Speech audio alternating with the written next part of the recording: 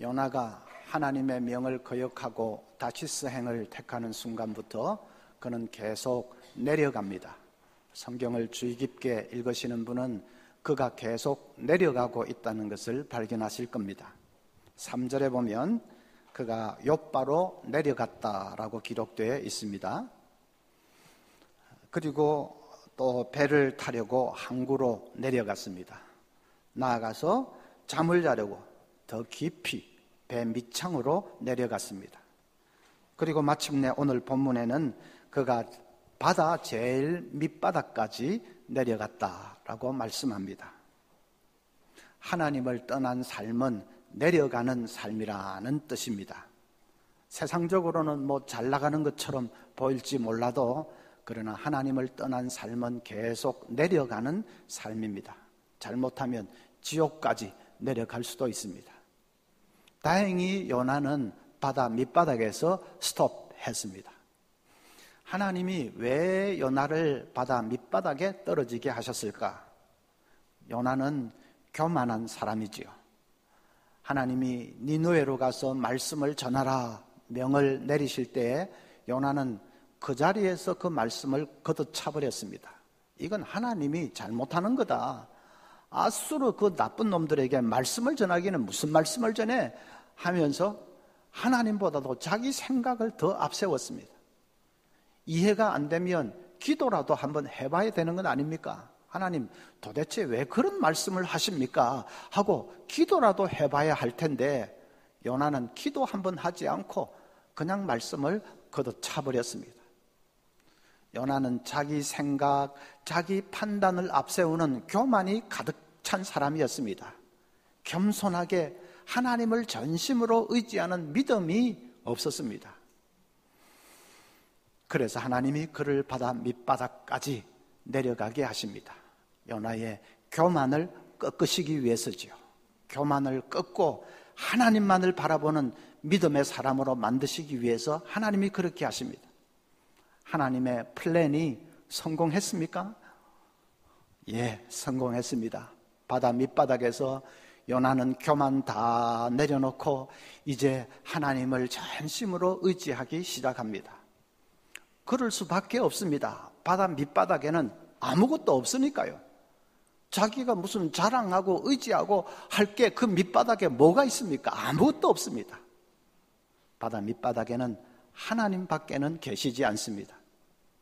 시편 139편 6절에 내가 새벽 날개를 치며 바다 끝에 가서 거할지라도 주께서 거기서도 주의 손으로 나를 인도하시나이다.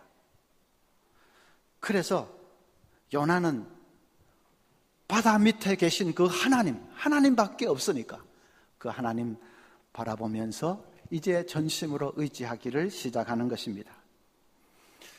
여러분, 인간은 하나님밖에 없는 상황이 되어야 비로소 하나님만 있으면 된다는 것을 깨닫습니다. 세상 것 다 떠나가고 내가 의지하던 것도 다 떠나가고 하나님밖에 남은 것이 없는 그런 상황이 되어야 비로소 하나님만 있으면 되는구나 하는 것을 깨닫습니다. 그걸 좀 일찍이 깨달을 수 있으면 얼마나 좋겠습니까? 내가 편안할 때에, 안락할 때에, 그럴 때 이런 게 중요한 것이 아니라 하나님만 있으면 됩니다 하고 깨달을 수 있으면 얼마나 좋겠습니까? 그런데 인간은 참 어리석어서 편안할 때는 깨닫지 못하고 있다가 시련이 닥쳐서 다 떠나가고 이제 하나님밖에 없는 그런 상황이 되면 비로소 하나님만 있으면 되는구나 하는 것을 깨닫습니다. 그래서 전심으로 그 하나님을 의지하기를 시작하는 것입니다. 구약의 히스기야 왕도 그랬습니다. 악성 종양으로 사형 선고를 받았죠. 그리고 나서 그가 어떻게 기도합니까? 이사야 38장 2절 보면 히스기야가 얼굴을 벽으로 향하고 여호와께 기도하여 이르되 여호와여 구하오니 내가 주 앞에서 진실과 전심으로 행하며 주의 목전에서 선하게 행한 것을 기억하옵소서 하고 히스기야가 심히 통곡하니 얼굴을 벽으로 향하고 기도했다. 면벽 기도지요. 얼굴을 벽으로 향하고 면벽 기도를 했다. 그게 무슨 의미입니까? 세상 바라보고 세상 의지하던 것은 다 내려놓았다는 뜻입니다. 히스기야는 이스라엘의 왕 아닙니까? 어마어마한 사람 아닙니까? 그래도 그 어마어마한 권세 다 내려놓고 오직 얼굴을 이제 벽으로 향합니다. 그는 밑바닥에, 인생 밑바닥에 떨어져서야 비로소 하나님만 있으면 된다는 것을 깨달은 것입니다. 그래서 전심으로 그 하나님을 바라보며 부르짖기를 시작합니다. 하나님께서 그의 기도를 들으시고 치유의 기적을 베푸셔서 그래서 15년을 더 살게 하셨지 않습니까? 여러분, 그런 것을 생각하면 인생의 밑바닥에 떨어지는 것도 복입니다. 어떻게 생각하면 그것도 복입니다. 하나님만 있으면 된다는 것을 분명히 깨닫게 되니까 복입니다. 그래서 전심으로 하나님을 의지하게 되니까, 믿음이 그렇게 새로워지니까 그게 복 아닙니까? 어떤 젊은 영화 제작자가 자기가 우상처럼 받드는 영화 감독을 찾아갔습니다. 그리고는 자기가 만든 몇 편의 코미디 영화를 내밀면서 좀 잘 지도해 달라고 부탁을 합니다. 영화 감독이 고개를 끄덕끄덕 하더니 자네가 만든 이 영화 중에 혹시 실패한 게 있는가 하고 묻습니다. 자랑스럽게 없습니다. 지금까지는 다 성공작이었습니다 했습니다. 그러자 영화 감독이 얼굴을 찌푸리더니 그래? 그거 참 유감인데 그럽니다. 나 성공작이라고 하는데 그것이 왜 유감인지 영문을 몰라서 이 젊은이가 그냥 눈이 둥그레졌습니다. 영화 감독의 말은 이런 겁니다. 실패를 모르는데 그런 인간은 얼마나 교만하고 얼마나 가볍겠느냐는 것입니다. 영화는 인간의 깊은 내면과 고뇌를 이해하고서 만들어야, 그래야 깊이가 있는 수작이 나올 수가 있는데, 도대체가 실패를 모르는 사람이 만드는 영화는 얼마나 경박하고 가볍겠느냐는 것입니다. 일리가 있는 말 아닙니까? 그 영화 제작자가 그날 큰 도전을 받았다고 합니다. 혹시 이 자리에 CEO 계시면 직원 채용할 때에 스펙을 너무 보지 마십시오. 화려한 스펙에 너무 점수 많이 주지 마십시오. 안 그래도 요즘 스펙 때문에 나라에 그냥 난리가 나 있는데 본래부터 그 화려한 스펙에 너무 점수 많이 줄 필요 없습니다.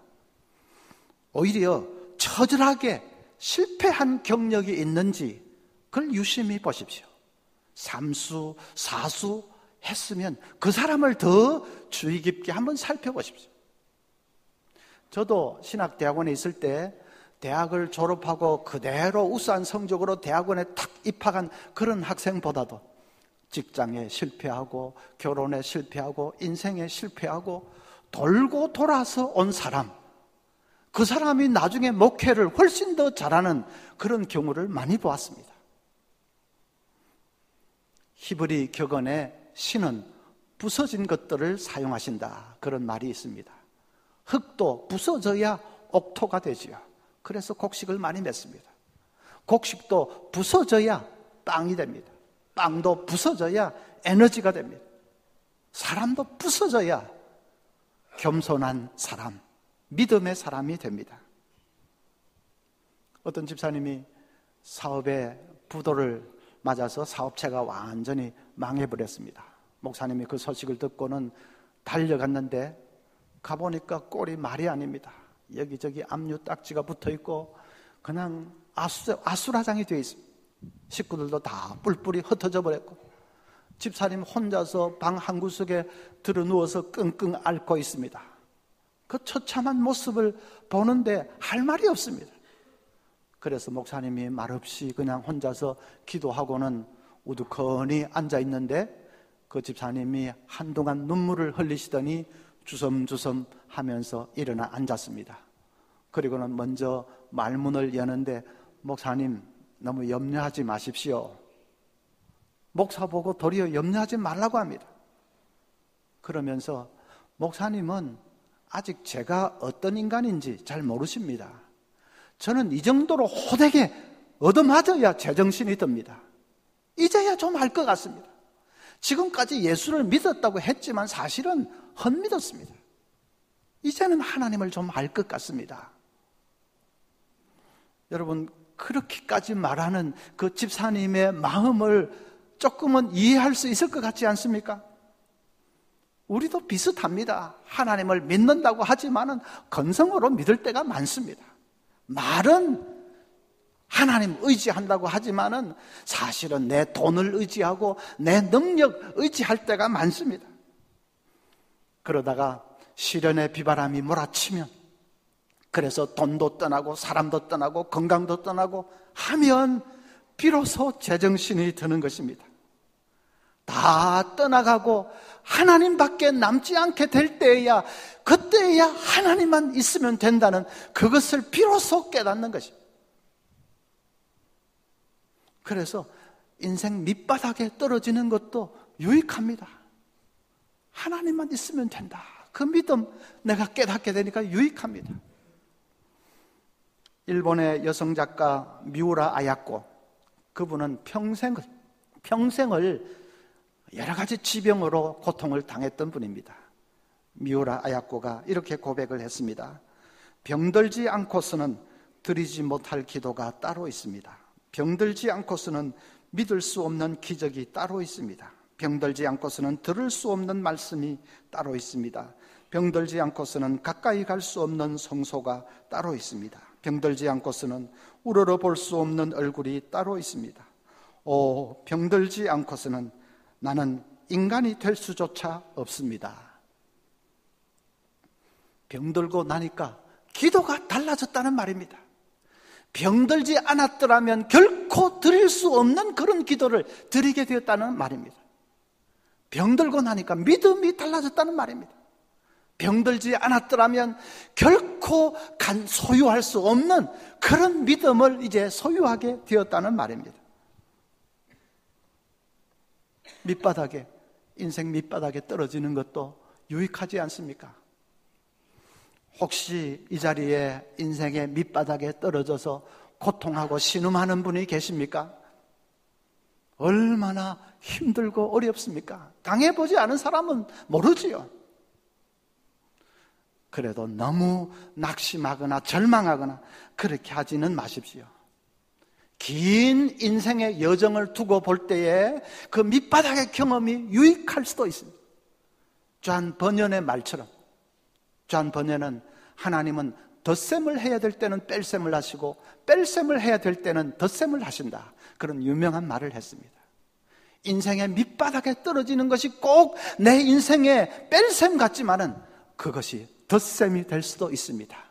긴 인생의 여정을 두고 볼 때에 플러스가 될 수도 있습니다.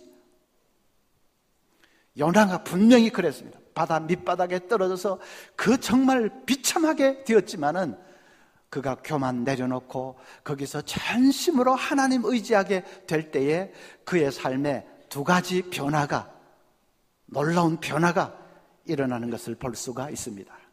한 가지는 자신의 생을 하나님께 다 맡겨버립니다. 보십시오. 요나가 기도하기를 시작합니다. 도통 기도라고는 모르던 사람이 기도하기를 시작합니다. 그런데 그 기도의 내용이 더 놀랍지요. 2절 보면 이르되 내가 받는 고난으로 말미암아 여호와께 불러 아뢰었더니 주께서 내게 대답하셨고 내가 소울의 뱃속에서 부르짖었더니 주께서 내 음성을 들으셨나이다. 주님께서 대답하셨다. 주님께서 내 음성을 들으셨다. 과거형으로 말합니다. 마치 응답을 다 받은 것처럼 얘기합니다. 요나의 형편은 전혀 달라진 것이 없습니다. 여전히 바다 밑바닥에 있습니다. 물고기 뱃속에 있습니다. 절망적인 상황은 여전히 계속되고 있습니다. 그런데도 그는 주께서 내 음성을 이미 들으셨나이다. 응답을 다 받은 것처럼 확신에 차서 그렇게 얘기를 합니다. 요나가 하나님을 전심으로 의지하고 바라보니까 자신이 하나님의 품속에 있다는 것이 믿어지기 시작한 것입니다. 자기가 지금 물고기 뱃속에 있는 것이 아니라 하나님의 품속에 있다는 것이 믿어지기 시작한 것입니다. 그 하나님의 품속에 있다는 것이 믿어지니까 자기의 생을 하나님이 인도해 주실 것도 믿어지기 시작합니다. 그래서 하나님께 다 맡겨버린 것입니다. 전능하신 하나님의 품속에 내가 있는데 하나님, 내 인생, 내 미래 하나님께 맡깁니다. 다 던져 맡겨버린 것입니다. 그래서 기도 응답 다 받은 것처럼 그렇게 고백을 하고 있습니다. 우리가 인생의 밑바닥에 떨어질 때에 제일 문제되는 것이 자꾸 버림받은 것 같은 느낌에 사로잡히는 거지요. 꼭 내가 하나님께 버림받은 것 같은 그런 느낌이 자꾸 듭니다. 그런데 그 느낌에 여러분 속으면 안 됩니다. 그건 사실이 아닙니다. 버림받은 분은 예수님이십니다. 십자가 위에서 나의 하나님 어찌하여 나를 버리시나이까? 우리 예수님 절규하셨지만은 하나님은 끝까지 침묵하셨습니다. 예수님은 철저하게 버림받으셨습니다. 왜요? 우리의 죄로 말미암아 영원히 하나님께 버림받아야 될 우리들을 건져주시기 위해서 예수님이 대신 버림받으셨습니다. 그렇기 때문에 이미 예수님 버림받으셨기 때문에 우리는 더 이상 버림받지 않습니다. 십자가만 꼭 붙드는 사람은 절대로 버림받지 않으십니다. 십자가는 내가 너희를 다시는 버리지 않는다는 하나님의 증표입니다. 그래서 여러분, 버림받은 것 같은 내가 혼자인 것 같고 나는 끝난 것 같고 그 느낌에 절대로 속지 마시기를 바랍니다. 우리는 바다 밑바닥에 던져져도 물고기 뱃속에 있는 것이 아니라 하나님의 품속에 있다는 것을 여러분 믿으시기를 바랍니다. 밑바닥의 기간이 자꾸 길어지는 것은 왜 그렇습니까? 하나님 우리를 연단하십니다. 요셉 보십시오. 길고 긴 밑바닥 생활을 했습니다. 노예로 팔리고 억울하게 누명도 쓰고 감옥에 던져지고 길고 험난한 인생 밑바닥을 헤맸습니다. 그런데 성경은 그 기간을 두고 요셉이 어쨌다고 말하죠? 지난번에 우리 부흥 집회할 때 강사님도 그 얘기를 했는데 요셉이 어떠했다? 형통했다고 말씀해요. 그 밑바닥을 헤매는 요셉을 두고 성경은 요셉이 형통하였더라. 하나님의 품속에 있으면 무조건 형통인 것입니다. 그것보다는 형통이 어디 있습니까? 하나님이 그를 연단하고 계셨습니다. 장차 애굽의 총리가 되어서 만 백성을 기근에서 구원할 그 위대한 일을 위해 하나님이 그를 연단하고 계셨습니다. 모세도 40년 광야에서 인생 밑바닥 생활을 했습니다. 길고 긴 40년을 헤맸습니다. 하나님이 그를 연단하고 계셨습니다. 장차 이스라엘 백성들을 애굽에서 구출해낼 그 위대한 출애굽의 역사를 위해서 하나님은 모세를 붙들고 연단하고 계셨습니다. 그래서 여러분, 밑바닥의 기간이 길어져도 낙심하지 마십시오. 내가 하나님의 품속에 있는데 그럼 이건 뭐냐? 하나님이 연단하고 계십니다.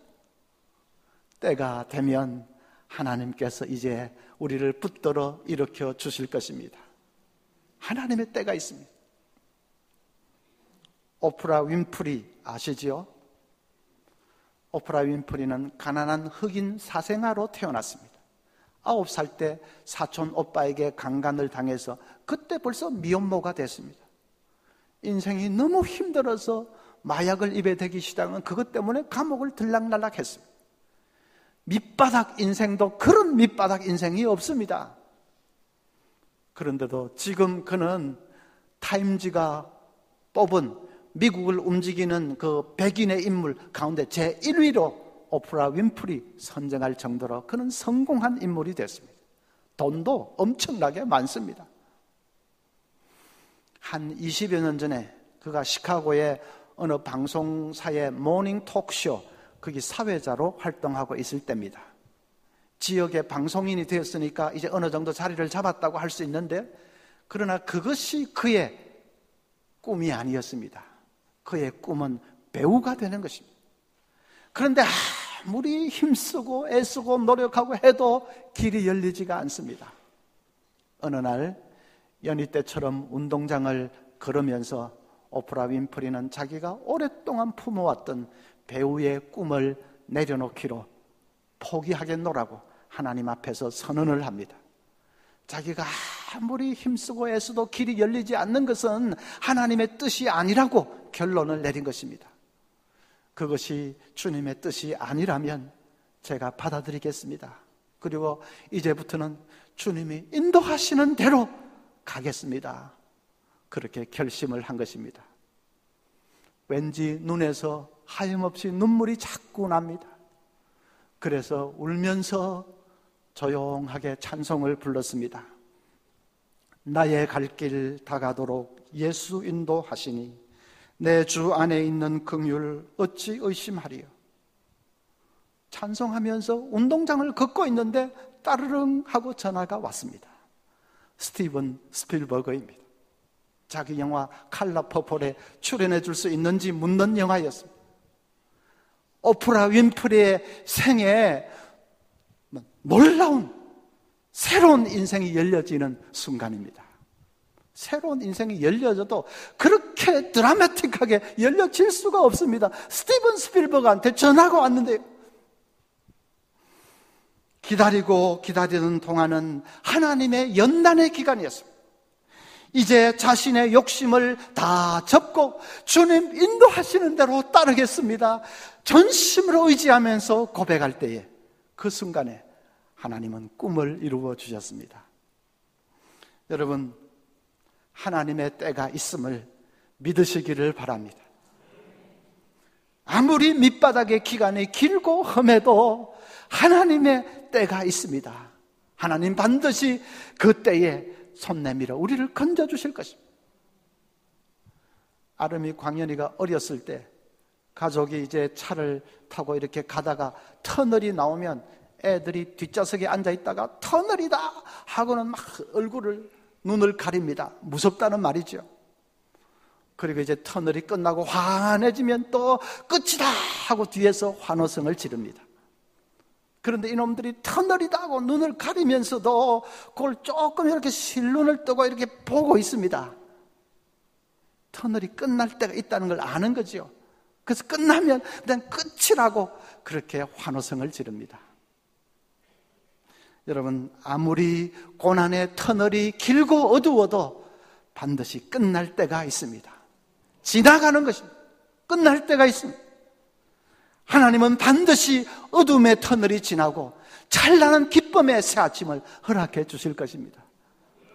연단하시는 그 하나님을 믿고 우리 자신을 던져서 의지하면서 하나님께 다 맡기시기를 바랍니다. 또 한 가지 요나에게 일어난 변화는 그가 하나님을 위해서 헌신하기를 시작합니다. 2장은 이제 요나의 기도, 전체가 요나의 기도지요. 그 기도, 요나의 간절한 기도를 들으시고 하나님은 물고기가 요나를 토해내게 했습니다. 요나를 이제 끄집어 올려주시는 것입니다. 하나님이 그 기도를 기쁘게 받으셨다는 뜻입니다. 그 기도의 핵심이 9절에 나옵니다. 나는 감사하는 목소리로 주께 제사를 드리며 나의 서원을 주께 갚겠나이다. 나의 서원을 주께 갚겠나이다. 사명을 저버리고 다시스로 도망쳤던 요나지요. 그런데 이제 완전히 그 불순종의 길에서 돌이킨 것입니다. 그리고 나의 서원을 주께 갚겠나이다. 그 말은 이제 주님이 내게 주신 그 명령을 위해서 내가 이 한 몸을 바치겠습니다 하고 작정하는 것이죠. 내가 나 자신을 드려 헌신하겠습니다. 하나님께서 그 서원의 기도를 들으셨습니다. 그리고 요나를 끄집어 내어 주셨습니다. 요나를 완전히 회복시켜 주셨습니다. 우리는 말씀에 불순종하다가 인생 밑바닥에 떨어지면 그러면 낙심을 해서 내가 설령 회개하고 돌이키고 해도 내가 처음처럼 회복은 되기가 어려울 것이다. 그런 생각을 합니다. 아무리 내가 돌이킨다 해도 내가 죄를 안 지은 것하고는 같지는 않고 처음처럼 그렇게 회복은 안 되고 나는 이제 이류 인생을 살 수밖에 없다. 그렇게 낙심을 합니다. 그런데 그게 아닙니다. 요나가 돌이킬 때 하나님께서 요나를 완전히 회복시켜 주셔서 처음 사명 니느웨로 가라, 그 사명을 다시 주십니다. 너는 한번 불순종했지 않냐 이 못된 놈아. 그러니까 네가 아무리 회개했다고 해도 이제 니느웨 같은 큰 사명은 안 되고 너는 조그마한 도시로 가든지 말든지. 하나님 그렇게 하신 것이 아니라 처음 그대로 회복시켜 주셨습니다. 성경에 그런 인물이 많지요. 모세는 애굽 사람 쳐 죽이는 살인죄를 범했지요. 다윗은 간음죄를 지었지요. 야곱은 아버지 속이고 도주하는 비겁한 패륜적인 일을 했지요. 마가는 그 중요한 선교 여정에서 도중에 이탈해서 지 마음대로 도망을 쳤지요. 다 너무너무 부족하고 보잘것없는 사람들이었습니다. 그런데 그들이 진심으로 회개하고 돌이킬 때에 하나님은 처음처럼, 아니 처음보다도 더 위대한 길에 그들을 세워주신 것을 봅니다. 저는 요엘서 2장 25절 말씀이 너무 좋습니다. 내가 전에 너희에게 보낸 큰 군대 곧 메뚜기와 느치와 황충과 팥종이가 먹은 횟수대로 너희에게 갚아주리라. 이스라엘 백성들이 범죄하고 나라가 완전히 쑥대밭이 됐습니다. 외적이 침입해서 그냥 메뚜기가 휩쓸고 지나가듯이 나라가 완전히 쑥대밭이 됐습니다. 그런데 하나님께서 그런 이스라엘에게 뭐라고 하십니까? 너희가 진심으로 회개하고 돌이키면 지난날 메뚜기가 먹어치운 그 모든 것을 내가 그대로 다 회복시켜 줄 것이다. 잃어버린 세월을 내가 다 만회하게 해줄 것이다. 제 동생 간증을 해야 되겠는데, 동생은 옛날 청년 시절에 간염을 심하게 앓았습니다. 간염 그게 얼마나 지독한지 낫지를 않습니다. 그러다가 잘못하면 뭐 간 경화가 되고 간암이 되고 하니까 보통 문제가 아닙니다. 병원에 6개월을 입원을 해 있었는데도 낫지를 않고 할 수 없이 직장 사표내고 의료보험도 끊어지고 어머니가 속이 새카맣게 타들어갑니다.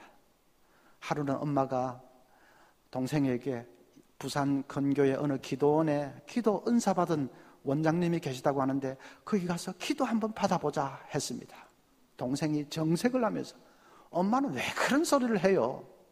하나님이 어디 그 기도원에 계시고 우리 교회는 안 계세요?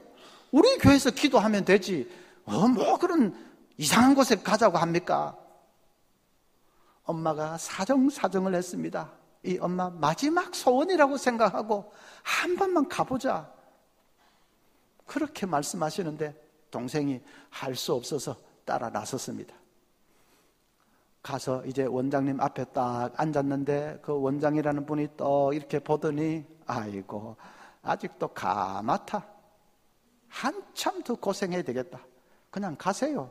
그럽니다.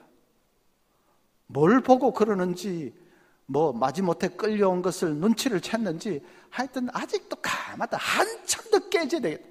그냥 가라고 합니다. 가라고 하니까 뭐 갈 수밖에 없는데 기분은 나쁘지요. 터덜터덜 돌아왔습니다.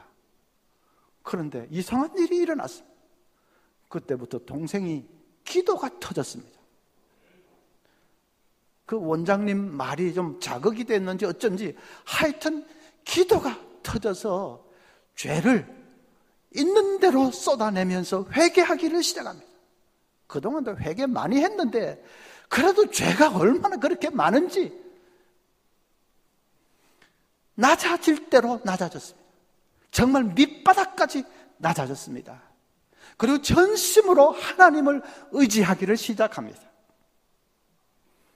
그렇게 하기를 한 달이 채 안 됐는데 병원에 다시 검사하는 날이 돼서 갔는데 수치가 뚝 떨어졌습니다.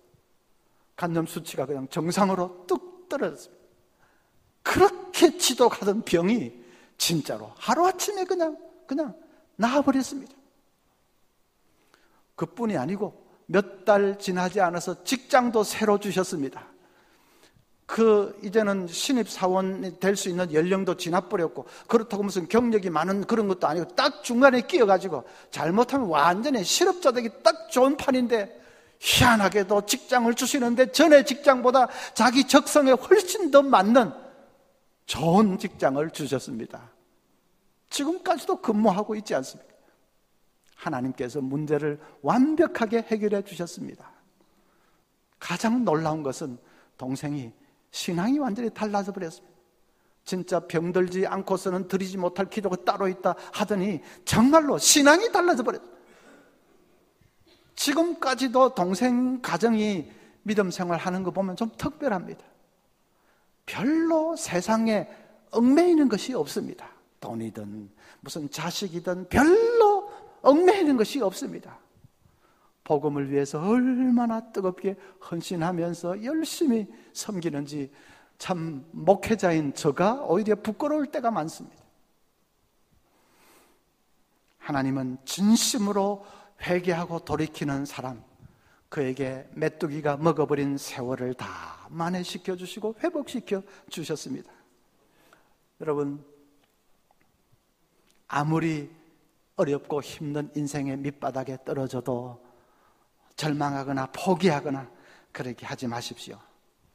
모든 것 다 떠나갔지만 그 자리에 하나님은 여전히 계시는 것을 믿음으로 바라볼 수 있기를 바랍니다.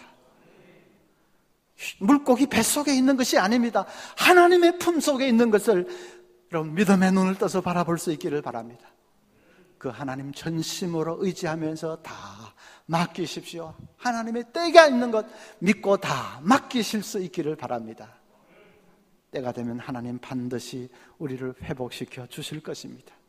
지나간 슬픔 다 꿈결처럼 지나가게 하시고 잃어버린 세월들을 다 주님께서 회복시켜 주실 것입니다. 이 변화와 회복의 복을 우리 모두가 누릴 수 있기를 바랍니다.